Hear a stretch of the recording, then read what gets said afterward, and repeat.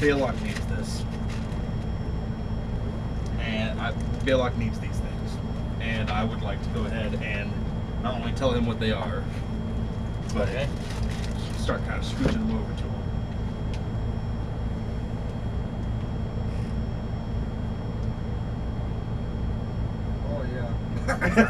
God damn. Yeah. Was I correct in my assessment? Okay. Accept them. Yeah. Well, one would hope. All right. That's bad. Being a dude, I figured if anyone could fucking use it, I'm not gonna fucking wear them. That's half of my weight. Yeah, that's half of my weight. They're 80 pounds total. I'm assuming, right? Yeah, between all of the plates, yes, absolutely. All right. Effectively, what you will end up doing is removing sections of your original plate armor, and these will actually affix themselves in place in certain areas. That's awesome. That's cool as fuck. You mind if I go ahead and cap this up? Absolutely, go right ahead. So, in this area, I think it is fairly safe to assume that you would all like to go ahead and at the very least, take a short rest to discuss amongst yourselves what is going on. Possibly even go ahead and start investigating things. No, don't bend them like that. Please. Straight up. Go straight up. I gotta go straight up. And go ahead and start investigating things, talking to each other, possibly even trying to see if you can get the man back awake and talking to. I think that's a fairly safe. That's a safe assumption. That's fair. All right. I'll go ahead and ritual cast Lumen's tiny hut anyways. Okay. And then get inside there and start short resting for a minute. That will give Laura a chance to go ahead and investigate what her items are.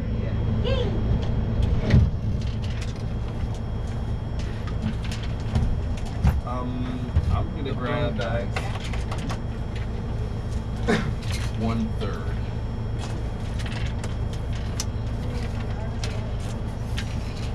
You know which ones I'm taking out of that fucking list too. Oh, absolutely. Oh man. And that bridge is a homebrewed spell. Yeah, no, I saw that, and I'm assuming that was the constant bridge that we already passed through. That is correct. That was fucking awesome. I was kind of thinking, I was just like, man, that would be so fucking cool to be able to cast that fucking bridge. So inside, I already showed Daniel, but I'll go ahead and let everyone else know. The spell book that I grabbed, there's a spell in here called Belisarius's Boreal Bridge, which is the ice bridge that we passed over. Oh, really? Yeah. Now, someone had to have either... Oh, yeah, no, I'll look at this in here in a second. So, someone either had to cast this thing multiple times as they were going through to create the original bridge that we walked over, or they were extremely powerful because you can only go 120 feet per spell slot. Wow, so they went a long way. Yeah, and it starts off as a 3rd level spell. They would have had to be incredibly... When I build things like this, I build the entire travel from start to finish. Mm-hmm. Those bridges, in anywhere that was not magically cold, would have melted by this point. They would not sustain themselves. It is only the magical cold of this area that would have kept them from... I was fucking right about the hit points. Almost exactly. Almost Wait, exactly. what were its hit points? 306. Jesus fuck. I said 300. Yup. Its constitution is stupid. Yeah, of course. Was it 21, 22? 30. What the fuck?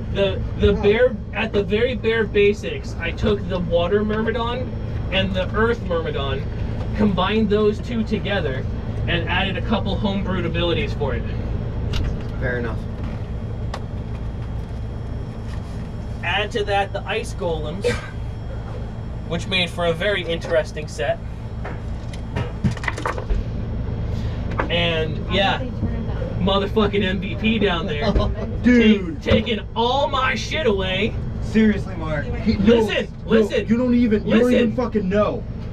Freezing strikes. The Myrmidon uses multi-attack. Each attack that hits deals an extra 6 which is on average 2d10 cold damage, and the target speed is reduced by 10 feet till the end of its next turn. shit. The Myrmidon, then there's the Thunderous Strike. The Myrmidon that makes thing. one ball attack. The attack hits, it deals an extra 27 on average, which is 6d10 thunder damage. The target must succeed on a DC 22 strength saving throw or be knocked prone. That's what you hit me with? Yep. No, it's not. That's not it. That's I not got to even hit. I got to hit you with that one time before he took over. Frost Step, Frost Shard, Frozen Blast. Real shit, Mark. You fucking.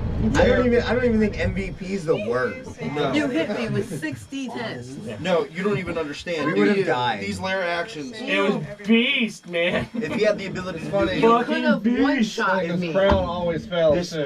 lair actions would have made this incredibly The harder. one time it works. Freezing fog fills a 20-foot radius sphere centered on a point the elemental can see within 120 feet of it. The fog spreads around corners and its area is heavily obscured. Wow. Movement speed within the fog is halved. The elemental and its minions are immune to the fog. Each creature in the fog, when it starts its turn, when it appears, must make a DC 15 con saving throw, taking 3d6 cold damage on a failed save, half on a success. Creature that ends its Were turn. we supposed to die? No, A creature that ends it its was supposed to be incredibly difficult. A creature that ends its turn. I'm not done. A creature that ends its turn in the fog takes 10 more cold. Well, 3d6 more cold damage. A wind of at least 20 miles per hour disperses it. The fog. The fog otherwise lasts until the elemental uses this lair action again, or until the elemental dies. This is on initiative count 20. So right after Laura starts her turn, this shit happens, and it can keep on doing it with no cause.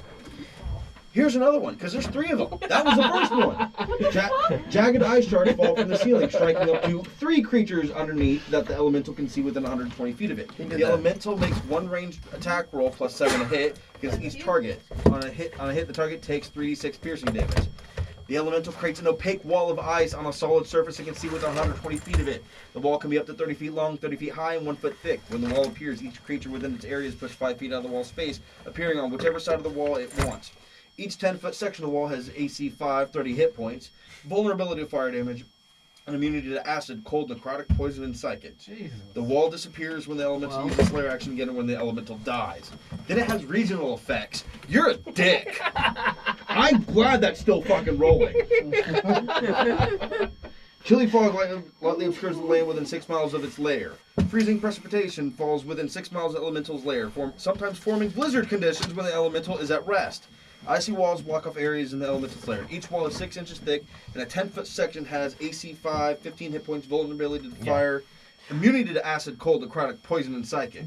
All of the regional effects were originally going to start taking effect after you left the Wraith Chamber, but because we had to cut this one as short as I could possibly make it, there wasn't as much travel time between point A to point B, so you didn't actually end up having to deal with the regional effects. Yeah, if the elemental wishes to move through a wall, it can do so without slowing down.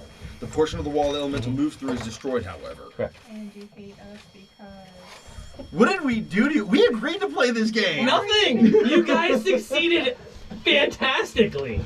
We didn't succeed. Barely. Mark succeeded. Yeah.